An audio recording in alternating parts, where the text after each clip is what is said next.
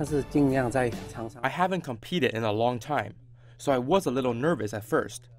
I tried to control my nervousness and excitement, because too much emotion would disrupt my rhythm.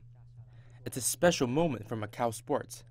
I'm glad to take this honor and to compete with other Chinese competitors on such a huge stage. 好的事情